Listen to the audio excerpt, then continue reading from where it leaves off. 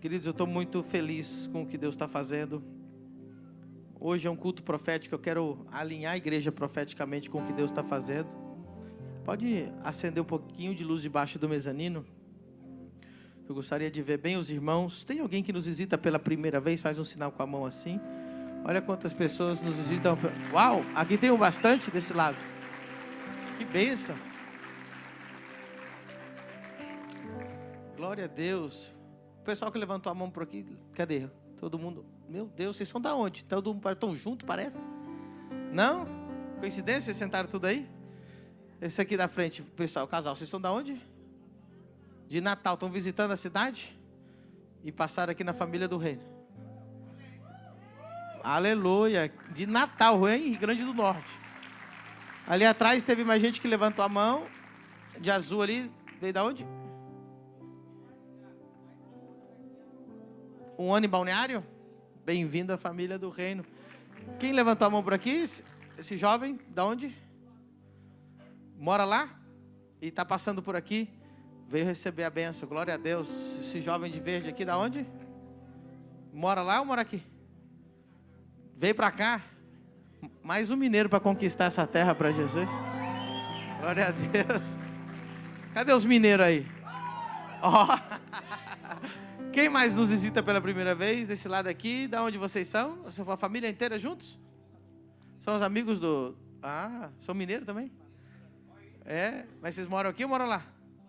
Glória a Deus, por enquanto, né? Ó, já receberam. Quem mais nos visita pela primeira vez? Aquelas duas moças lá atrás, da onde são? Espírito Santo, mas moram lá ou moram aqui? Ah, muito bem-vindos, pessoal do Espírito Santo. Quem mais? Tem alguém por aqui que nos visita? Ali atrás, tem mais um casal. Da onde são? Daqui, de Balneário? Que bênção, é a primeira vez? Muito bem-vindos. O que nós vamos dizer para esse povo lindo que nos visita? 1, 2, 3. Sejam bem-vindos à família. Família do Reino é mais que uma igreja para você frequentar. É uma família para você pertencer. E Deus nos deu a missão de impactar e alcançar 50 nações com o Evangelho do Reino. E nós estamos trabalhando para isso acontecer. E vai ser extraordinário, em nome de Jesus. E Deus está trazendo pessoas de todos os lados para fazerem parte dessa grande colheita. Faz um tempo já que nós estamos orando como Jesus nos instruiu. Nós já não estamos orando mais pela colheita. A colheita está pronta. Irmãos, eu fui agora para Miami, estive no CAP 2023 com o apóstolo Guilherme Maldonado, Cindy Jacobs e outros grandes homens e mulheres de Deus estavam lá. E a palavra mais falada lá foi colheita, colheita, colheita. Diga comigo, colheita. E Deus escolheu esse lugar para ser um grande celeiro dessa colheita. E nós temos orado não pela colheita, porque a Bíblia diz que a colheita já está pronta. Nós estamos orando para que Deus envie obreiros para essa colheita. Então não é à toa tanta gente chegando, tanta gente vindo, tanta gente entrando, fazendo parte, porque Deus está levantando obreiros para essa colheita em nome de Jesus. Amém? O teclado fica aí mais um pouquinho, o louvor vai descendo. Daqui a pouco vocês vão subir de novo. Quantos querem palavra de Deus? Hoje eu vou tentar, eu não sei se eu vou dar conta de ministrar tudo que eu anotei, tudo que Deus colocou no meu coração. Mas nessas próximas semanas, nós vamos receber muita instrução divina. Amém?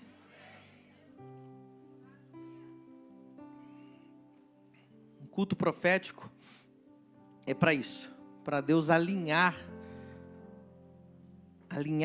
a igreja profeticamente. Que tempo nós estamos vivendo. E como nós temos que atuar nesse tempo que nós estamos vivendo.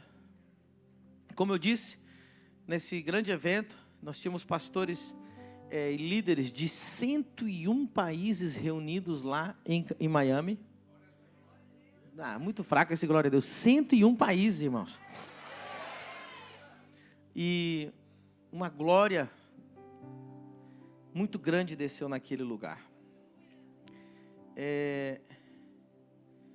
Eu quero tentar explicar para vocês no mundo espiritual em que tempo nós estamos entrando.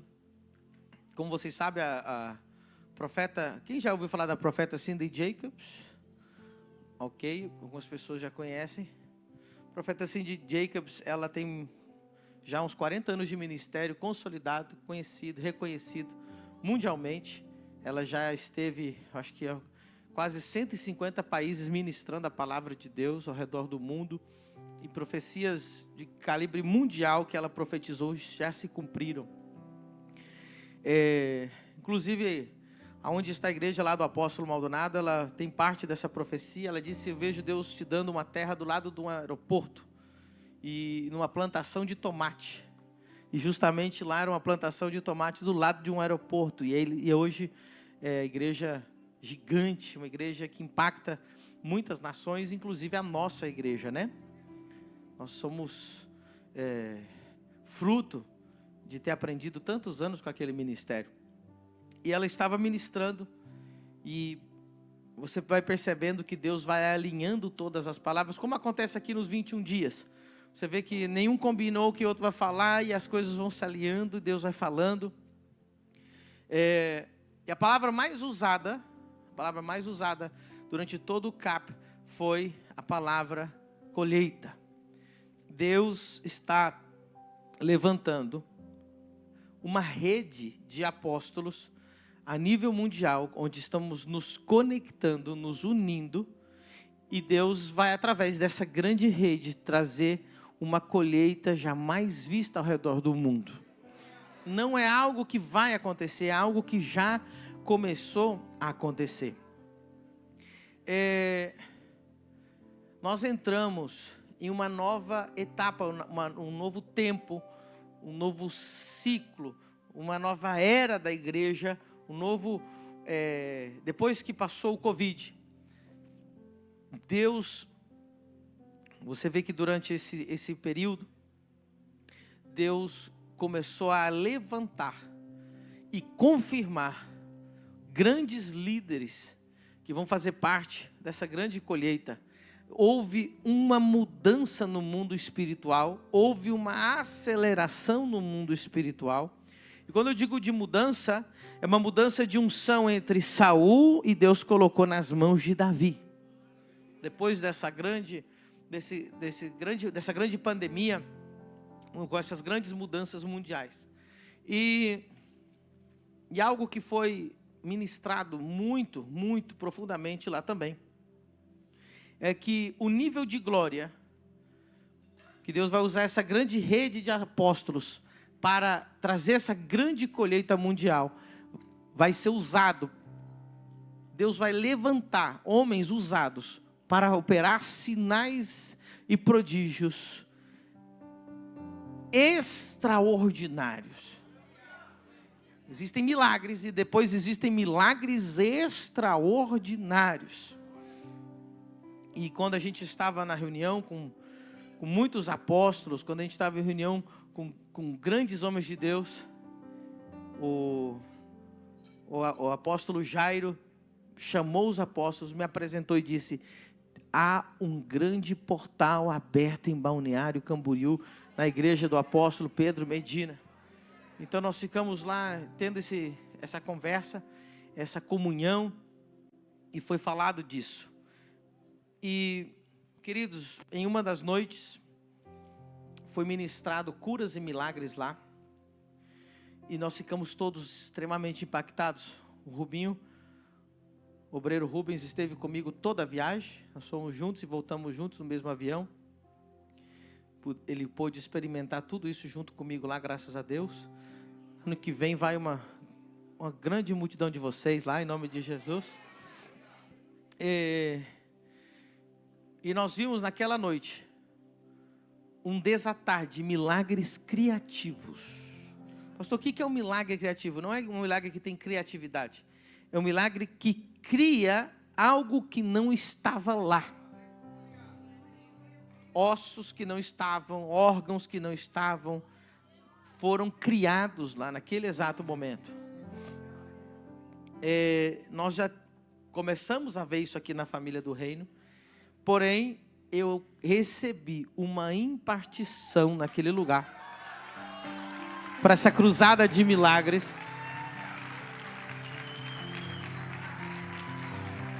E eu consigo perceber que eu estou carregando um manto mais pesado, uma autoridade mais afirmada. E foi lindo ver os tempos, né? Então, bem próximo à cruzada, nós recebemos lá essa impartição, essa graça, essa unção, porque Deus falou que dessa grande rede de apóstolos mundial que Deus vai estar levantando e unindo e derramando essa unção sobrenatural, vocês também têm um desses apóstolos que faz parte dessa grande colheita. Aleluia! Graças a Deus.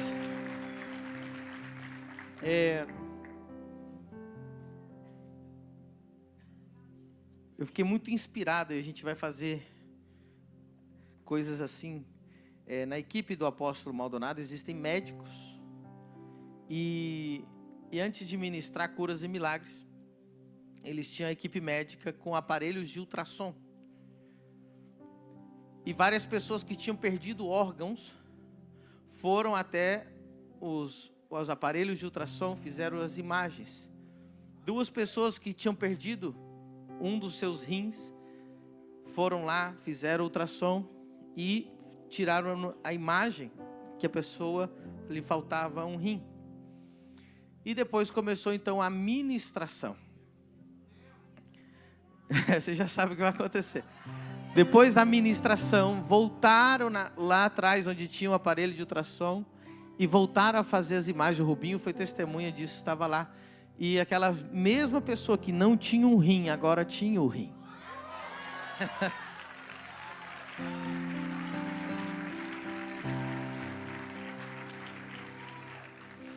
Uma moça que tinha perdido o quadril, foi totalmente amputada, ela só tinha esse osso daqui até aqui, não tinha osso, não tinha perna, não tinha nada.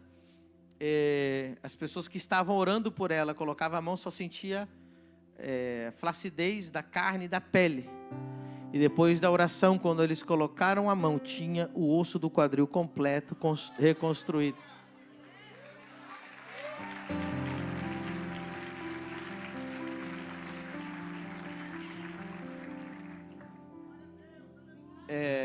Eu até subi no púlpito também, uma mulher que era surda dos 2 ouvidos, estava com os 2 aparelhos, ela estava na minha frente, eu fui um dos que estava ajudando a ministrar curas e milagres lá, e essa mulher foi completamente curada. Subi lá em cima, vocês devem ter visto o vídeo, para contar que aquela mulher estava ouvindo perfeitamente.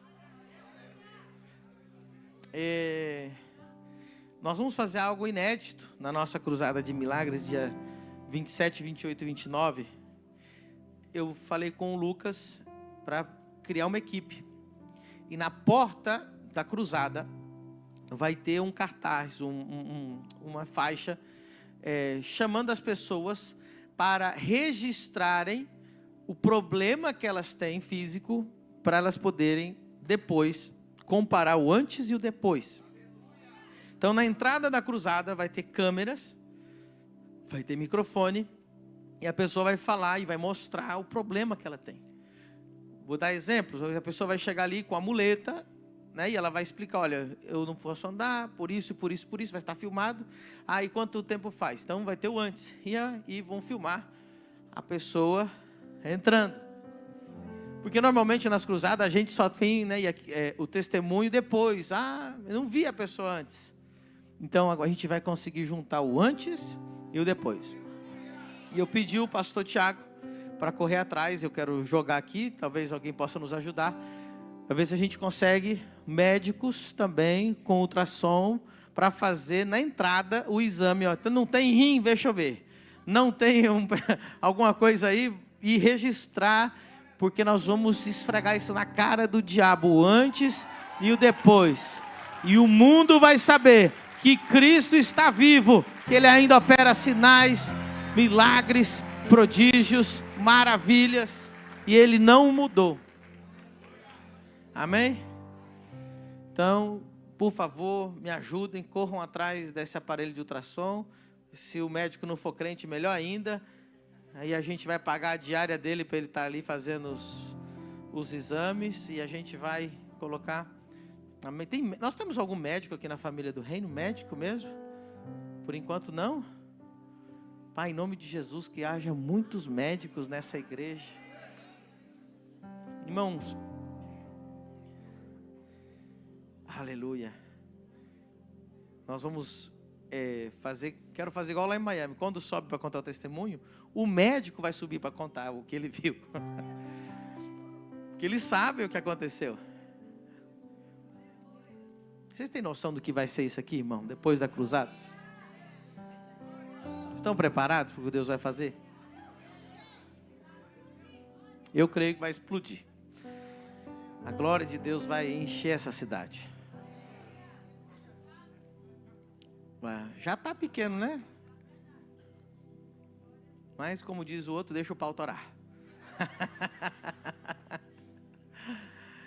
Aleluia. Se tiver que ter fila lá fora depois pra gente, vamos fazer culto, vamos botar caixa de som pra rua, não interessa. Fazer vigília, 4 cultos, 5 cultos, 10 cultos, 40 dias de novo. Bora?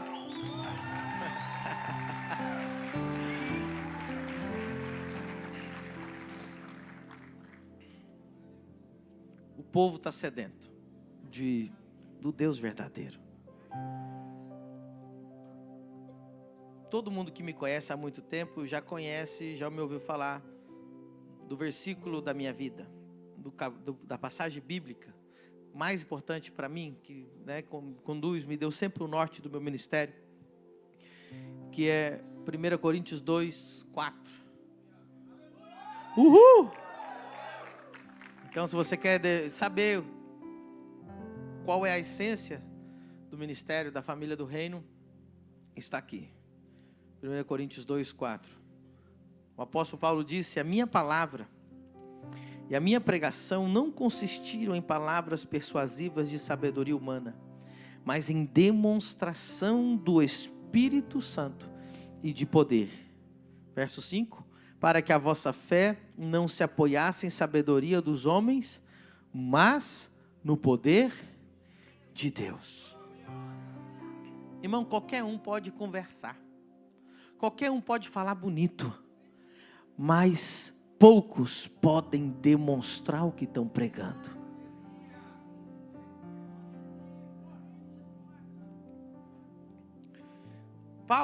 O apóstolo Paulo, nessa passagem, ele escreveu essa passagem, porque antes de estar em Corinto, ele estava em Atenas.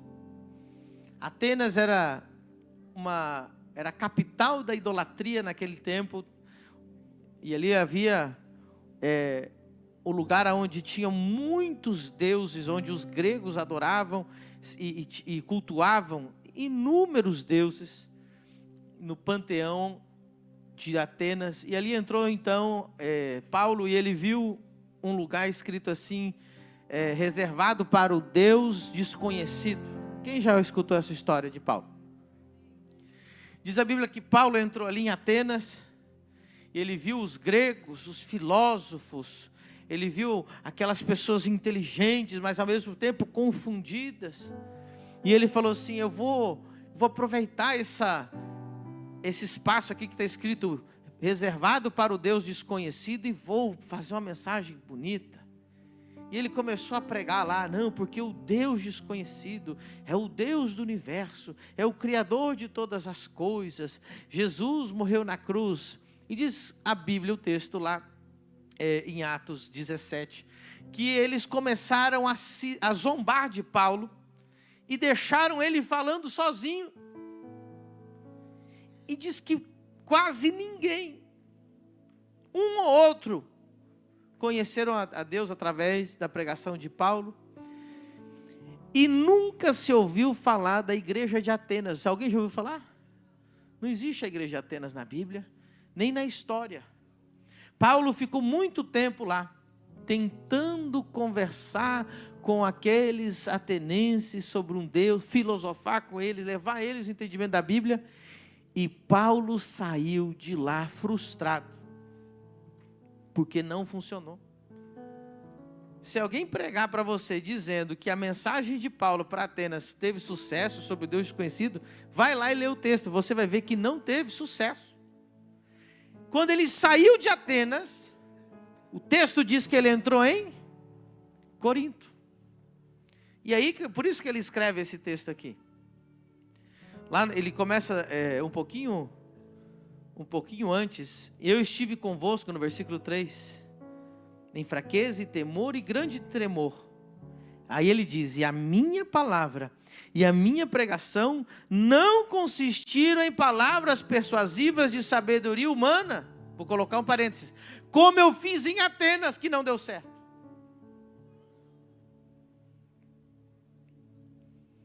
Mas em demonstração do Espírito e de poder, para que a vossa fé não fosse fundamentada na sabedoria dos homens, mas no poder de Deus. Uau! Então Paulo estava frustrado em Atenas, tudo deu errado, porque ele tentou filosofar, ele tentou falar bonito, ele tentou trazer uma mensagem bonita. Deixa eu falar uma coisa para você, o mundo que nós vivemos hoje é igual a Atenas. É um mundo de ideias, é um mundo de ideologias, é um mundo de pensamentos.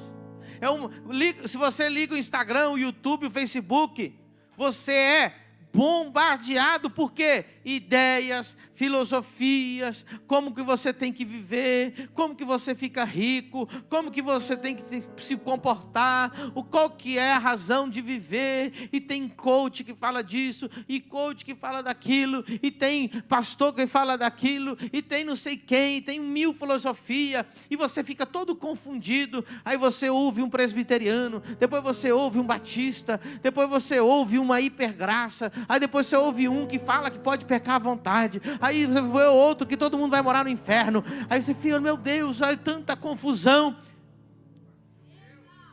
É ou não é? É uma confusão, não é? Assim era Atenas. E Paulo chegou e falou um monte de coisa que era verdade, mas numa sociedade de ideias, numa sociedade que tem tantas filosofias, palavras não tem mais substância para poder impactar o ouvinte. Então Paulo disse: eu não venho a vós com palavras de sabedoria humana, como eu fiz em Atenas e deu errado. Eu venho com demonstração do Espírito e de poder. Quer ver? Olha o cego que enxerga, olha o surdo que ouve, olha o manco, olha o paralítico levantando, olha Deus criando rins, olha Deus criando olhos, olha Deus criando.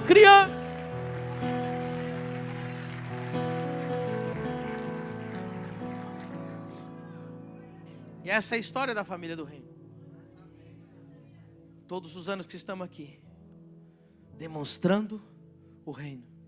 Primeiro seminário que eu criei, quando eu cheguei no Brasil, chamava-se Demonstrando o Reino. Antes da Exousia nascer, eu tinha um seminário chamado Demonstrando o Reino.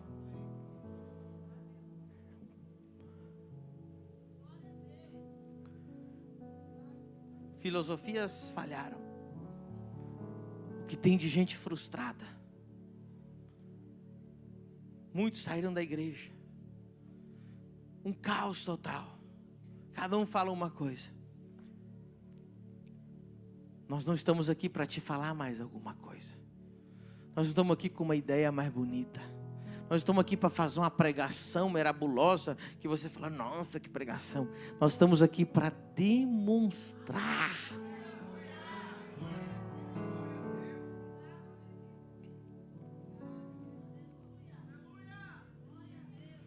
Estes sinais seguirão aos verdadeiros apóstolos. E Deus tem feito isso acontecer.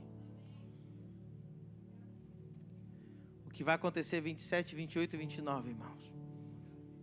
Irmão, se o que está acontecendo aqui nos cultos de domingo e quarta, já está nas nações.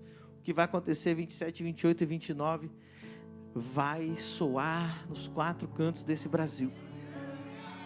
E vai sair também para outras nações o que Deus está fazendo aqui.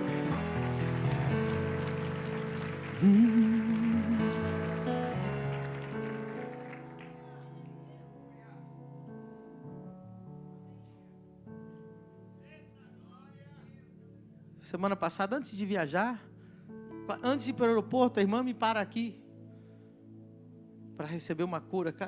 Você lembra o nome dela?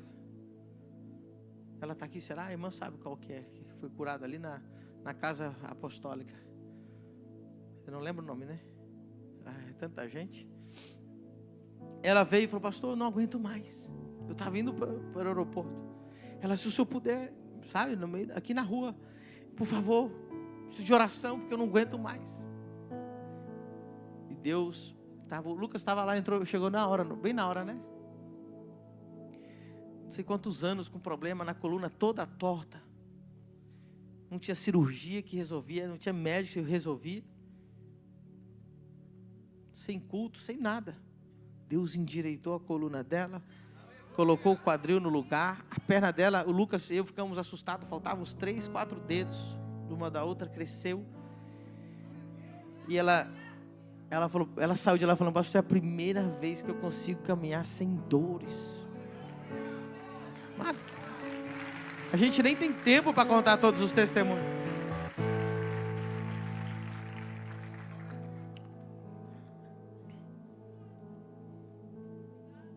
Deus é bom.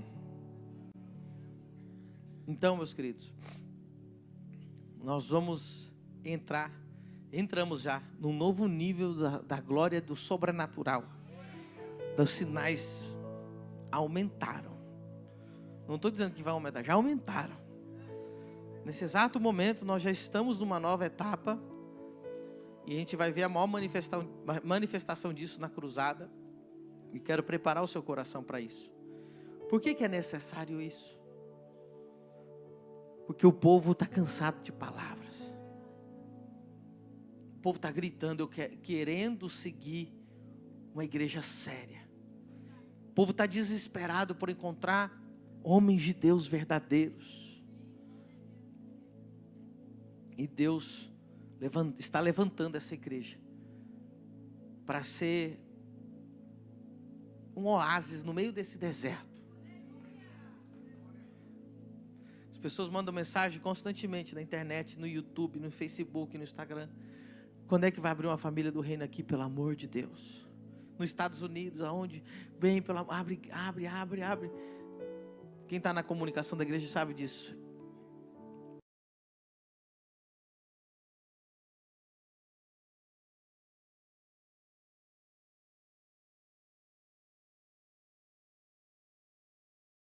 Vivendo. A comida que você está comendo, a unção que você está participando. Tem um obrigado, Jesus, aí? Aleluia. Quem entendeu a primeira parte do que nós entramos? O nível do sobrenatural, como vocês não imaginam. Irmão, eu já sou homem doido com fé. Você já viu como é que é, né? Irmão, eu voltei pior, no bom sentido, assim. Mais louco do que eu já era. Irmão, eu vou começar a orar para até os careca vai crescer cabelo agora. Nesse ponto que eu tô. Assim. Cadê o glória a Deus dos careca?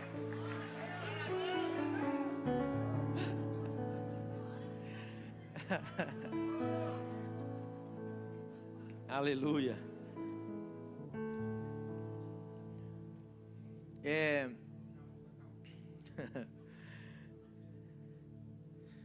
Eu quero falar um pouquinho agora sobre algo que foi falado muitas vezes lá também, que é engraçado que isso foi pregado sexta e sábado estourou aquela coisa mais horrível. Acho que foi um dos piores dias da minha vida ver o que aconteceu em Israel com ataque terrorista. Várias vezes eu me encontrei quase chorando vendo as notícias, com tamanho terror, né, que o Hamas agiu contra Israel, e agora é uma guerra oficial. Então, o que tem sido falado? Nós vamos entrar num período do mundo bem escuro. Já está acontecendo a guerra da Ucrânia e a Rússia. Agora já começou essa guerra de Israel contra o Hamas, e parece que vai escalar para o Hezbollah no Líbano e talvez para o Irã, e o Irã já está associado com a Rússia, e a Cindy Jacobs já vem há vários anos dizendo que todos os anos eles estão orando para Deus ter misericórdia e adiar a terceira guerra mundial, mas que ela vai vir é certeza. Isso foi falado por muitos profetas, que ela vai vir é certeza, só está sendo cada vez os profetas orando para adiar. E Deus está adiando para a igreja se preparar para o que vai acontecer. Então, você está num culto profético, eu quero alinhar você hoje. Virão dias, nós já passamos pelo Covid, agora vem essas guerras acontecendo. O mundo está interligado, o que acontece num lugar afeta outras partes do mundo. E Deus está nos dando a oportunidade de entender o tempo que nós estamos vivendo, para a gente se preparar, para a gente não... Pior coisa que tem é você andar espiritualmente cego, sem entender os tempos de Deus e os tempos que nós estamos vivendo. Então, nós recebemos instrução. O apóstolo Maldonado falou, o profeta Cindy Jacobs falou, haverá anos de recessão, haverá anos de muita crise financeira, haverá tempo agora de vacas magras que vão começar a acontecer a partir do ano que vem. E você já está avisado. Agora, muita atenção. Deus, nessa noite, eu quero derramar sobre vocês o que foi derramado lá. Deus vai derramar uma unção de José. José foi o homem que mais enriqueceu durante uma crise.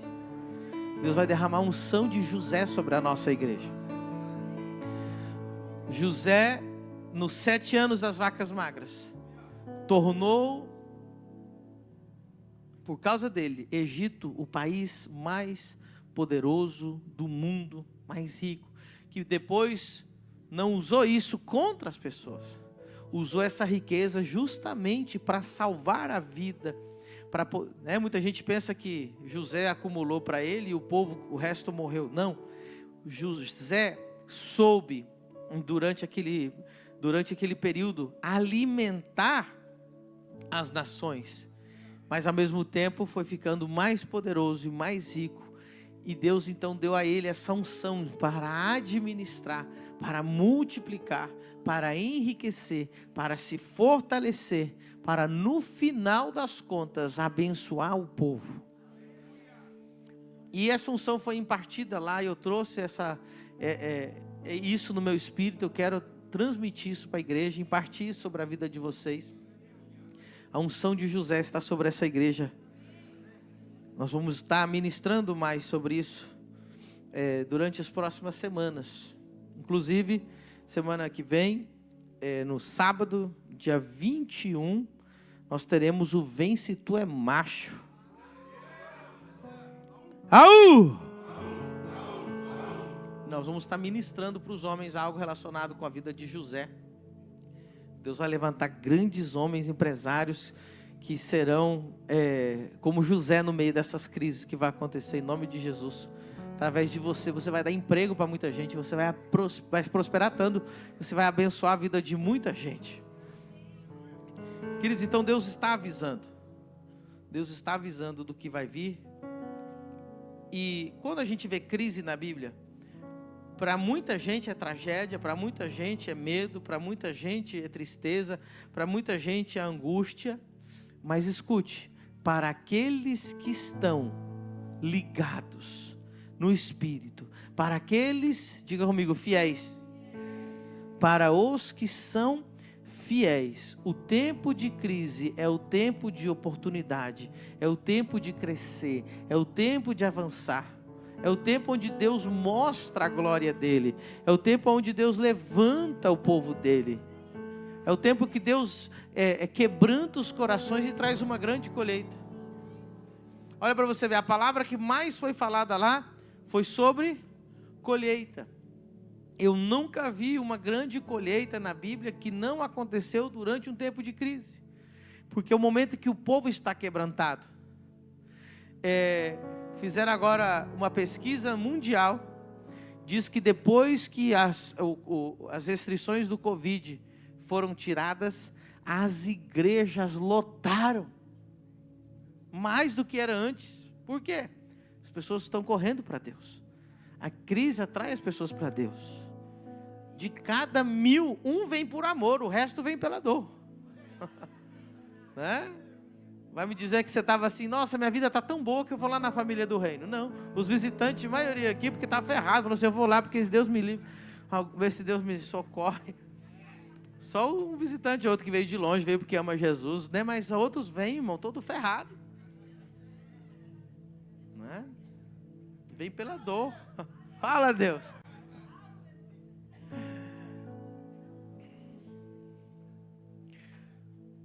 Preciso preparar a igreja para isso. Eu quero que a gente abra a palavra de Deus em Gênesis 26. Vamos lá. Ler as Escrituras. Quem está recebendo instrução divina? A Bíblia diz que o povo sem profecia perece. Verso 1. 26:1.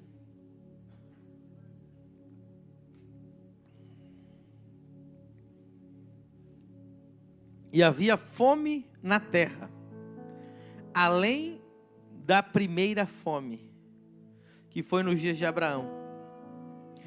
Por isso Isaque e Abimeleque, rei dos filisteus, em Gerar. Por isso foi Isaque a Abimeleque, rei dos filisteus, em Gerar. Agora olha o versículo 12. E semeou Isaque naquela mesma terra e colheu. Naquele mesmo ano, sem medidas, porque o Senhor o abençoava. Uau!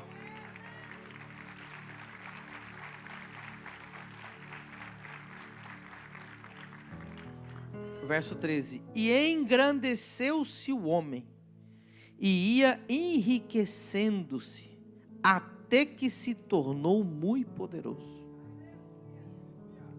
14. E tinha possessão de ovelhas e possessão de vacas e muita gente de serviço, de maneira que os filisteus o invejavam. E todos os poços que os servos de seu pai tinham cavado nos dias do seu pai Abraão, os filisteus entulhavam e encheram de terra. Aí depois o texto vai falar que ele desentulhou e que encheu de água e que foi maravilhoso. Agora, verso 1 de novo. E havia fome na terra, naquela terra. Isaque era um homem de Deus. Isaque era um homem que amava a Deus. Isaque era um homem que orava. Isaque era um homem que buscava ao Senhor, que tinha intimidade com Deus. Inclusive hoje eu estava lendo sobre Isaque e sempre vamos descobrindo pérolas. Vou lançar uma pérola aqui para vocês, amém? Diz a Bíblia que Isaque foi orar ao campo. Olha só, o que ele foi fazer? Orar. E quando ele estava orando no campo, o servo do seu pai vinha trazendo a Rebeca. E enquanto ele estava orando, ele viu a mulher que ele ia casar. Olha que coisa. O primeiro encontro de Isaque com Rebeca foi orando. Descobri isso hoje, lendo a Escritura. Saindo a orar, viu a Rebeca. Você quer ver sua Rebeca? Vai orar. Você quer ver o seu Isaque? Vai orar.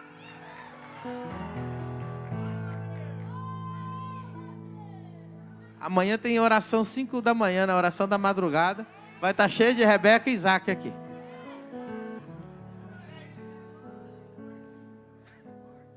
Vai orar.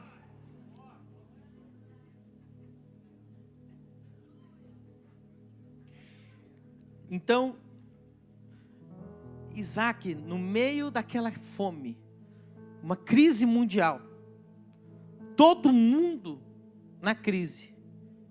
O que aconteceu? Verso 12: semeou Isaac naquela mesma terra, e naquele mesmo ano colheu 100 vezes mais. 100 medidas, 100 vezes. Meu Deus. Mas tem um porquê. Porque o Senhor Meu Deus. Eu vou tentar transmitir para vocês aqui o que o Espírito Santo está falando comigo. No tempo da crise, o natural do homem é o quê? Reter, guardar. Por quê? Porque é tempo de escassez. Então eu preciso guardar, eu preciso manter, eu não posso semear. Eu vou falar algo para vocês. Um dos tempos mais tenebrosos que o mundo já passou foi o Covid, sim ou não? Foi o tempo mais tenebroso que a família do reino passou. Imagina, nós estávamos de portas fechadas. Nós tivemos outros assuntos que foi pior do que o Covid para a igreja. A igreja ficou trancada, não podia ter culto. Deixa eu falar uma coisa para você. Naquele mesmo ano, 2020, eu semeei como eu nunca tinha semeado na minha vida. Enquanto todo mundo estava chorando, todo mundo se escondendo, todo mundo retendo o que tinha, foi o ano que eu mais semeei na minha vida. No pior do pior. E posso dizer para vocês que também, como aconteceu com Isaac, a colheita veio. E se hoje nós estamos vivendo isso que nós estamos vivendo, é porque vocês também têm um pastor que semeia, que crê e que colhe e que não tem medo de avançar em meio de crise. Os líderes na Bíblia, eles nasciam, eles eram levantados em meio a crises. Então eu já quero falar isso para vocês. Vocês precisam se posicionar como José na crise. E não se posicionar como as pessoas do mundo. Vai chegar, está chegando. Muita gente já está começando a sentir algumas dessas ondas de problemas financeiros que estão chegando. E já estão com medo. Deixa eu mostrar uma coisa na Bíblia para você. Talvez você nunca tenha captado isso, nunca tenha percebido. Lá em Jó, no capítulo 1. Tem um glória a Deus aí? Não.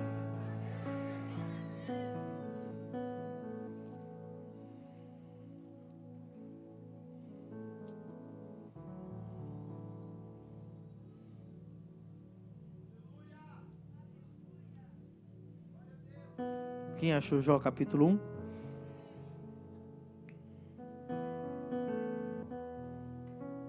Verso 12. 11. Mas estende a tua mão e toca-lhe em tudo quanto tem. Deus falando para Satanás sobre Jó. Satanás pode estender sua mão e tocar tudo que ele tem. E verás se não blasfema contra... Desculpa, o Satanás falando para Deus. E verás que ele blasfema contra ti. 12, Deus falou para Satanás. Satanás, então pode tocar em tudo que ele tem. Está em tua mão. Somente contra ele não estendas a tua mão. E Satanás saiu da presença do Senhor. E sucedeu um dia em que seus filhos e suas filhas comiam e bebiam vinho na casa de seu irmão primogênito. Que veio o mensageiro de Jó e lhe disse: os bois lavravam e as jumentas pastavam junto a eles.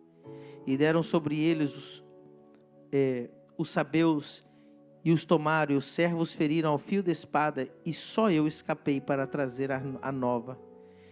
Estando este ainda falando, veio outro e disse: fogo de Deus caiu do céu e queimou as ovelhas, e os servos os consumiu, e só eu escapei para trazer a nova. Estando eles falando, veio outro e disse, ordenando os caldeus, 3 tropas deram sobre os camelos, e os tomaram, e os servos feriram ao fio de espada, e só eu escapei para trazer a nova. Estando ainda este falando, veio outro e disse, estando teus filhos e tuas filhas comendo e bebendo vinho em casa de seu irmão primogênito, eis que um grande vento sobreveio da além do deserto, e deu nos 4 cantos da casa, que caiu sobre os jovens e morreram. Só eu escapei para trazer a nova. Deixa eu falar algo aqui para você. Essa foi a sequência da destruição que Satanás trouxe sobre a vida de Jó. Eu quero mostrar o versículo 5. 4 e 5. Versículo 4. Iam seus filhos à casa uns dos outros e faziam banquetes, cada um por sua vez. E mandavam convidar as suas 3 irmãs e comerem, a beberem com eles. Sucedia, pois, que decorrido o turno de dias e de seus banquetes, enviava Jó e os santificava e se levantava de madrugada e oferecia holocausto segundo o número de todos eles, porque dizia Jó, porventura pecaram meus filhos e amaldiçoaram a Deus no seu coração. Assim fazia Jó continuamente.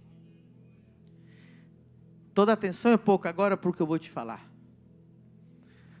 Comecinho, a história de Jó.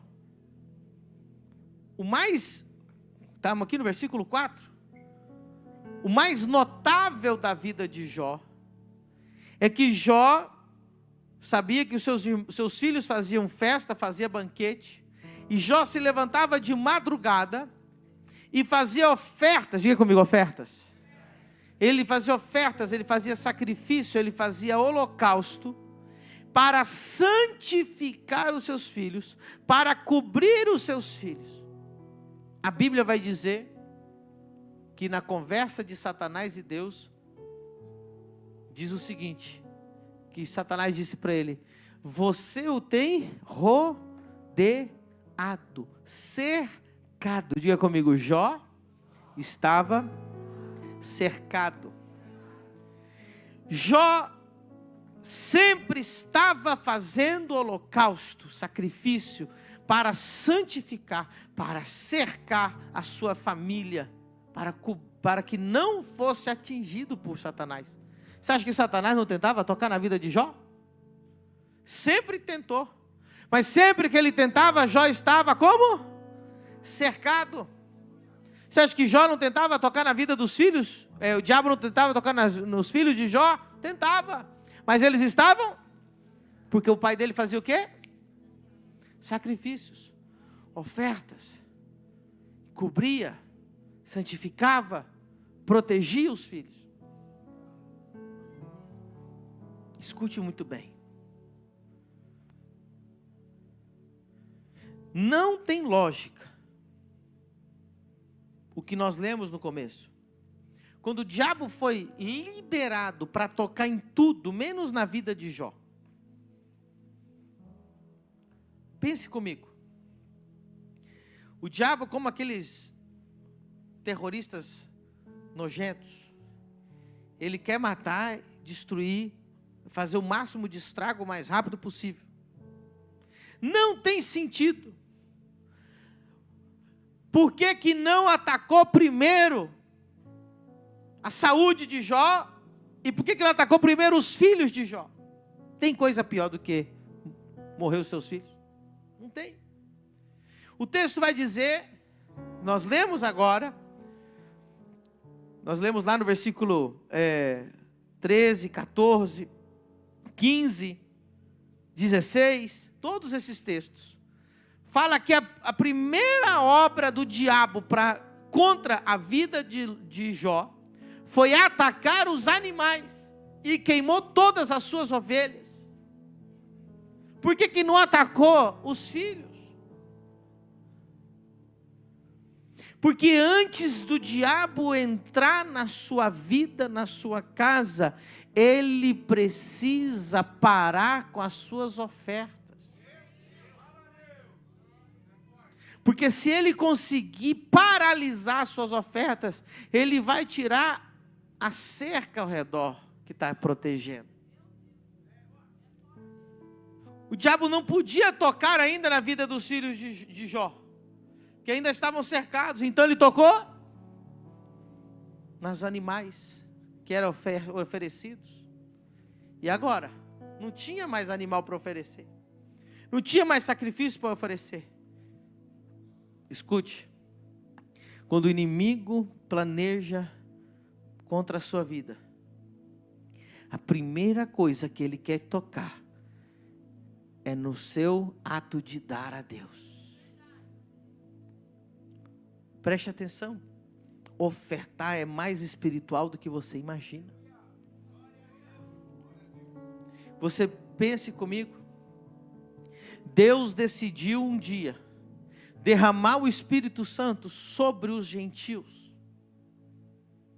Porque por enquanto só tinha os judeus. Deus falou, agora eu vou derramar sobre os gentios. E Deus escolheu a casa de um homem, chamado Cornélio, que não era judeu. E um anjo visita ele e diz, Cornélio, Deus vai mandar o apóstolo Pedro na sua casa. Mas ele diz o porquê. Porque as suas ofertas têm subido diante de Deus e têm feito memória diante de ti. Deus escolheu Cornélio pelas ofertas.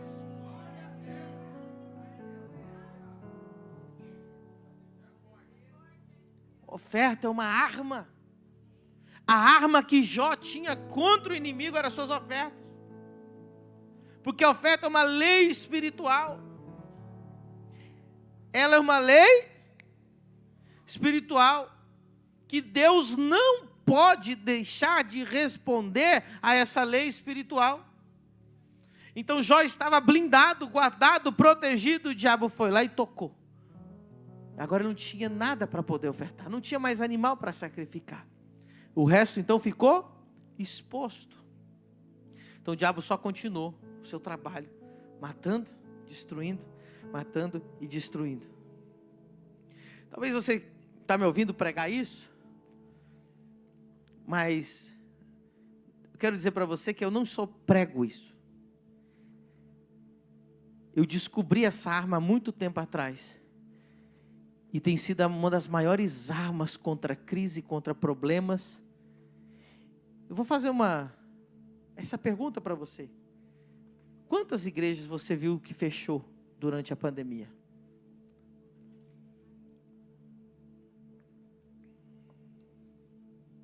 Muitas? Muitas? Sim ou não? O que Deus fez com a nossa igreja?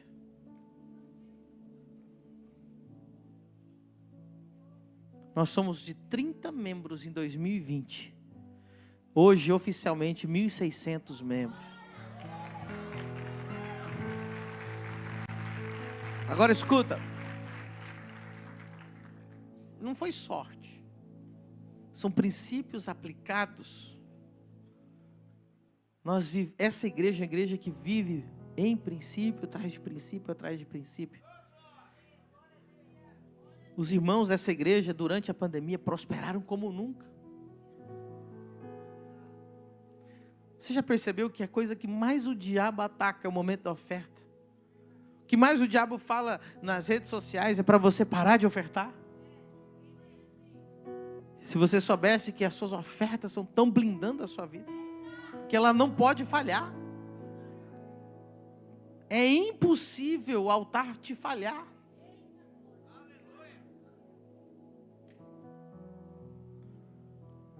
Talvez você não tenha ouvido esse testemunho ainda, talvez você tenha chegado faz pouco tempo.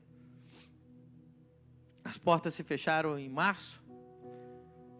Nós não podíamos fazer culto, só online. Depois em abril, nós tínhamos a igreja se dividiu, pessoas saíram e nós ficamos com 30 membros. E o nosso aluguel da igreja era R$9.000, mais os salários e todos os gastos da igreja, tudo, com porta fechada. E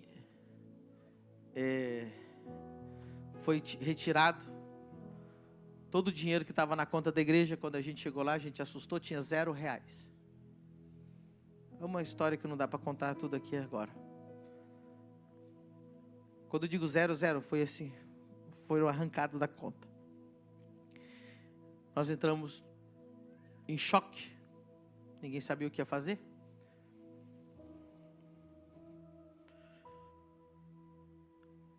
Mas eu conheço bem essa arma de Jó. Eu falei, tá bom. Irmão, se o diabo começa a mexer comigo, eu começo a ofertar.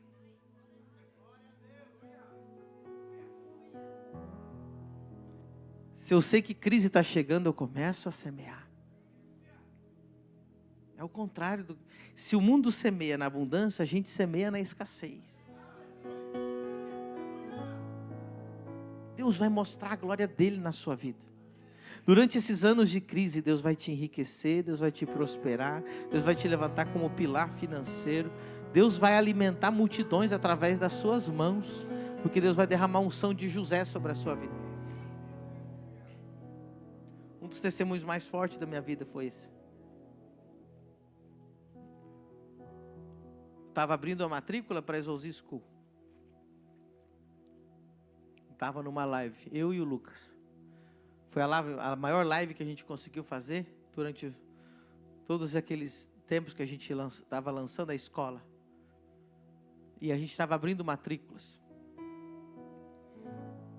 E eu só estava com a notícia que faltava alguns dias para pagar o aluguel da igreja e não tinha. A igreja não tinha nada e a igreja de porta fechada não podia ter culto. E eu estava online com muita gente na live. E eu disse o seguinte: tem gente assistindo essa live aqui que são pastores. Talvez eu consigo fazer uma live. Naquela época muitas igrejas nunca tinham feito live, nunca tinham feito culto online. Até hoje, algumas igrejas estão começando a tentar a se digitalizar. E eu falei assim: talvez você conhece um pastor que a igreja dele também está fechada, mas ele não consegue fazer um culto online. Eu disse, eu pelo menos consigo fazer um culto online, os irmãos conseguem mandar um pix, conseguem entregar a oferta de outro jeito, a primícia de outro jeito, mas quantos pastores estão completamente sem nada, nem o que comer? E com 3.000 pessoas na live, o Lucas levantou uma plaquinha escrita assim, abre matrículas. E em vez de abrir matrículas, eu disse, se tem um pastor me assistindo, você está passando a crise, você é pastor de igreja, você tem um rebanho, eu quero que você me mande uma mensagem, que eu vou mandar uma oferta para você. Com 3.000 pessoas na live. E eu disse, se você está assistindo e conhece um pastor que está passando necessidade, pode mandar no Instagram, o seu número para mim. Naquela semana, eu comecei a mandar ofertas. E quando, do meu dinheiro particular, do pouco que tinha. E aí, quando eu já tinha mandado para todo mundo que tinha entrado em contato, que provaram que o pastor era de igreja, teve pastores de Balneário Camboriú que pediram ajuda para arrumar carro, pastores que iam fazer cirurgia, pastores aqui bem menos de 100 metros da igreja, que eu mandei ofertas. E não tinha nem o dinheiro para pagar o aluguel da igreja. Aí, vocês estão entendendo o que é semear no meio da crise? Por isso que eu sempre digo, nunca julgue a colheita de alguém se você não viu a semente que ele fez. A gente tinha tudo para dar errado. As pessoas me mandavam mensagem dizendo assim, apóstolo, fecha a igreja, o senhor não vai dar conta. O senhor, porta fechada, como é que o senhor vai pagar 9.000 de aluguel? A igreja acabou. E eu ofertando. Que eu conheço essa arma, irmão.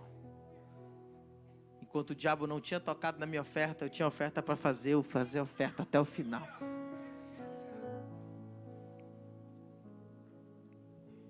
Aí quando não tinha, as pessoas pararam de mandar mensagem. Deus é minha testemunha, e tem testemunha aqui na igreja, que eu orei, eu falei, Deus, eu vou pegar meu celular, vou olhar, eu tenho 200, 300, 500 números de pastor aqui no celular. Eu vou passar o olho, e se o Espírito Santo me avisa se algum pastor está precisando, que eu vou mandar uma oferta. Um deles foi o pastor Adriano. Quanto que eu te mandei, pastor? R$1.000 para ele. E a gente não tinha relacionamento nenhum. E era o momento pior da sua vida, né? Estava com a igreja fechada. E ele não entendeu nada. Eu falei, mas como que o apóstolo me mandou R$1.000? E assim eu fui fazendo com números de telefone. Aí eu levantei para o céu e falei, Deus, agora é tua vez. Mas enquanto eu estava fazendo isso, tinha um anjo na frente de Deus com o iPad dizendo assim, olha, um menino está ofertando tudo que tem no meio dessa pandemia e está ofertando no teu nome. Nem ele tem para a igreja dele. Aí Deus olhou e falou,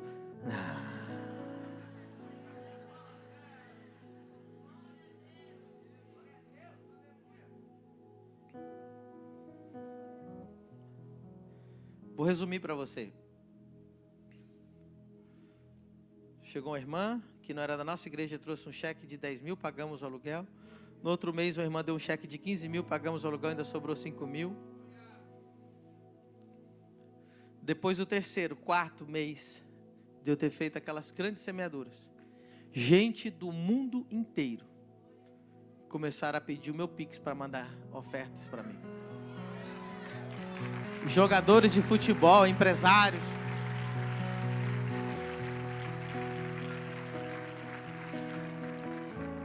E eu vou dizer para vocês, Deus me levantou como um José no meio do Covid.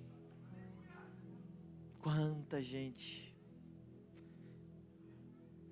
Essa igreja se tornou como José. Se você recebeu uma oferta minha durante essa pandemia, levanta a sua mão. Dá uma olhada à igreja.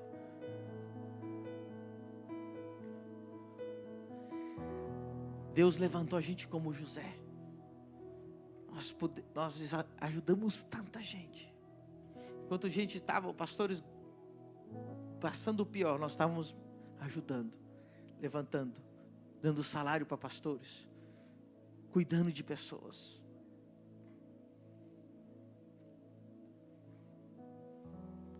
Não foi sorte. A gente tinha 30 membros. Ia fazer o quê? O que eu posso dizer para você?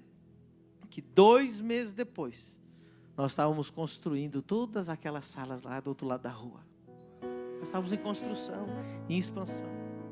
Quando chegou julho, veio, irmão, já havia pandemia, começou chuva, começou trovão, estourou tudo, tudo.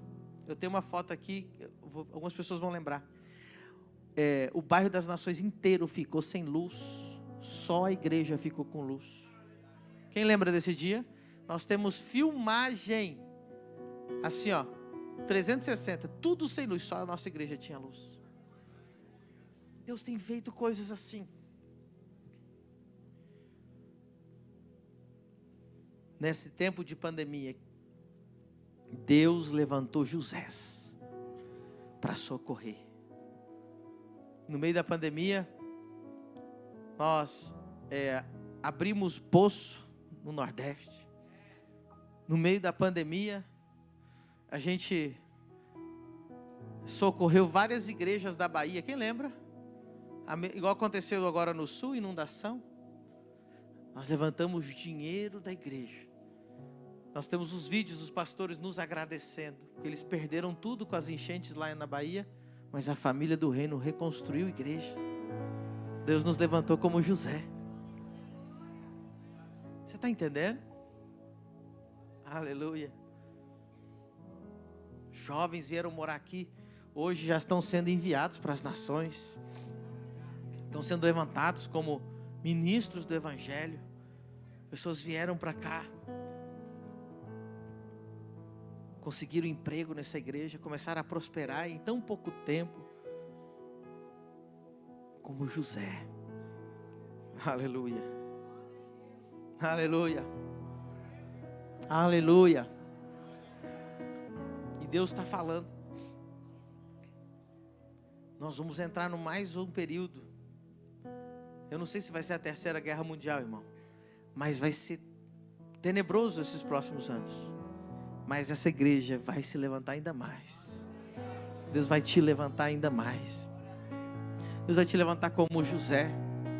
Deus vai pegar empresários aqui que vai dar emprego para muita gente no meio dessa crise. Pessoas vão receber, você vai receber valores de outras nações.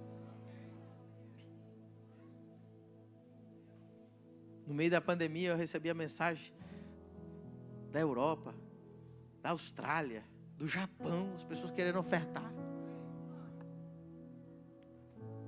Se você não viu a semente do seu irmão, não julga nunca a colheita dele, irmão. E o melhor momento para você semear é no meio da crise, é no meio da tempestade, é no meio, assim como Isaac fez naquela terra, todo mundo passando fome, e ele semeando. Eu imagino o inimigo se zombando deles. Oh, que bicho doido, vai semear, nem está chovendo. E ele colheu 100 vezes mais. No mesmo ano, Deus empoderou a Isaac no meio daquela crise.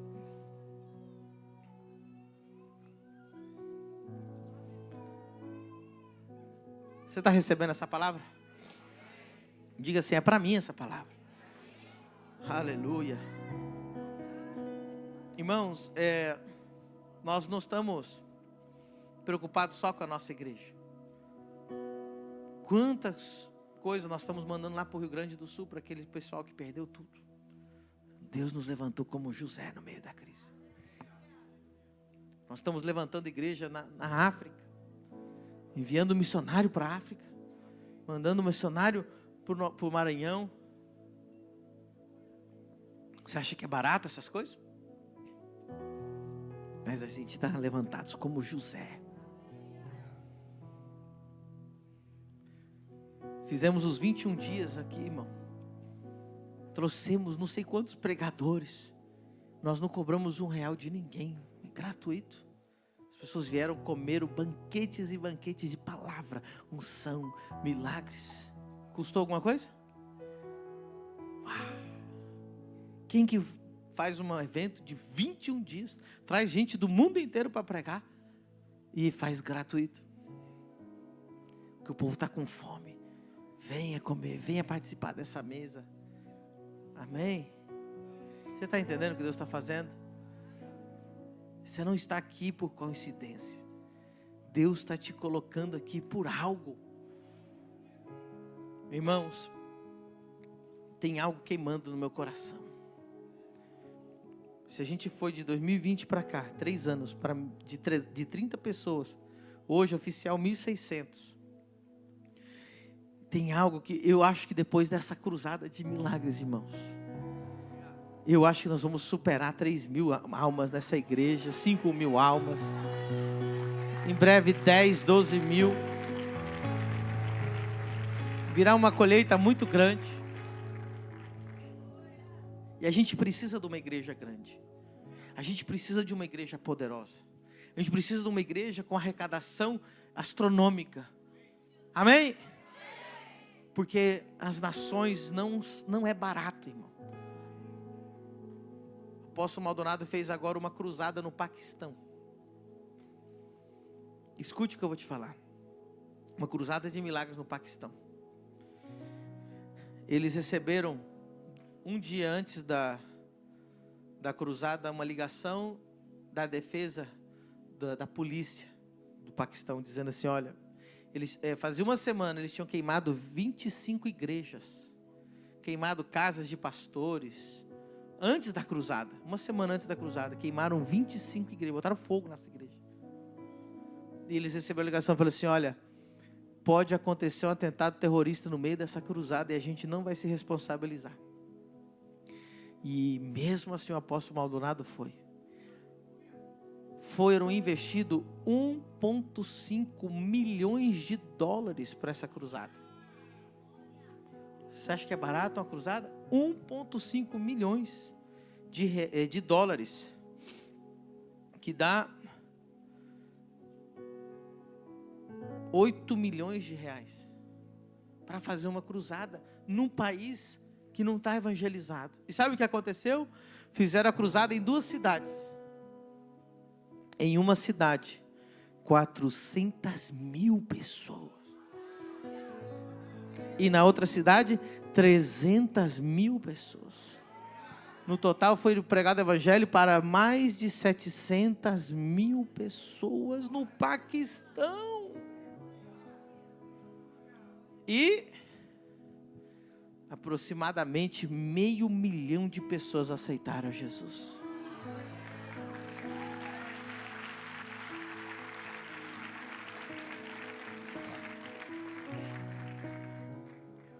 O ministro de defesa estava na cruzada assistindo e disse para o apóstolo do lado, falou assim, nunca uma pregação tinha tocado o meu coração, muçulmano, disse, mas essa pregação tocou meu coração.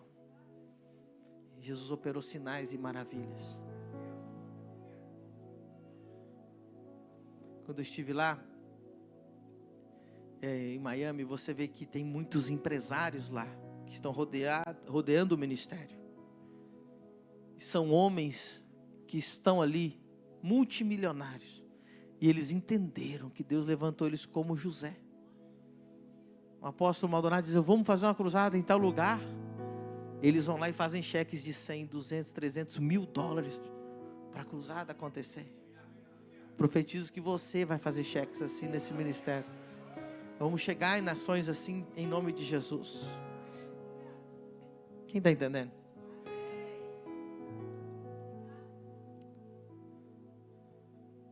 Às vezes eu fico triste, eu percebo que muita gente não entendeu ainda o que é essa cruzada de milagres 27, 28 e 29. Nós não estamos trazendo nenhum cantor famoso. Nós não estamos sorteando uma caminhonete, uma moto.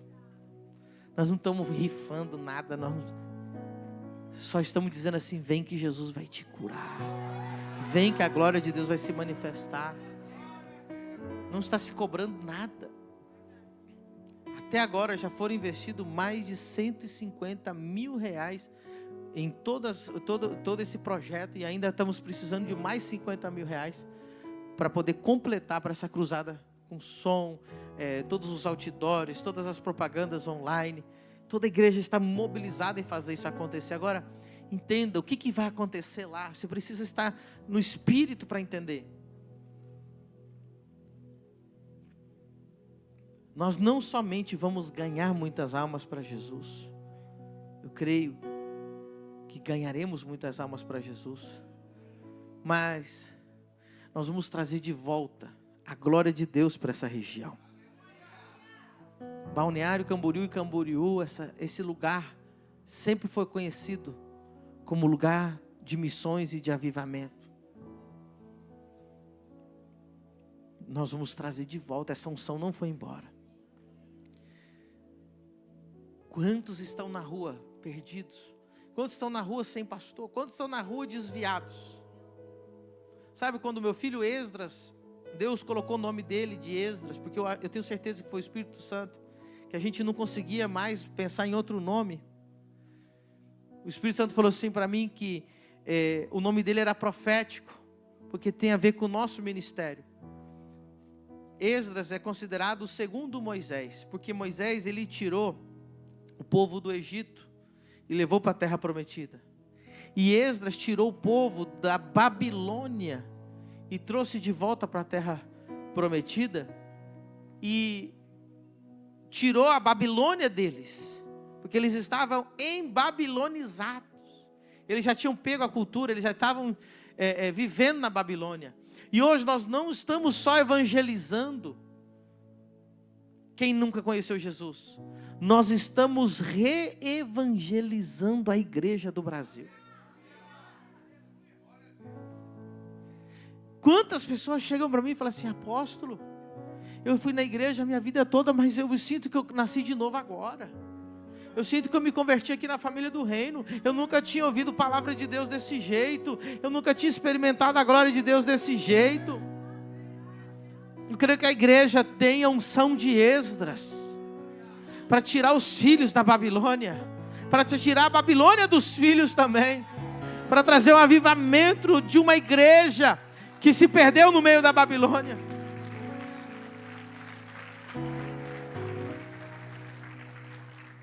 Nós temos nadado contra a maré, navegado contra a maré.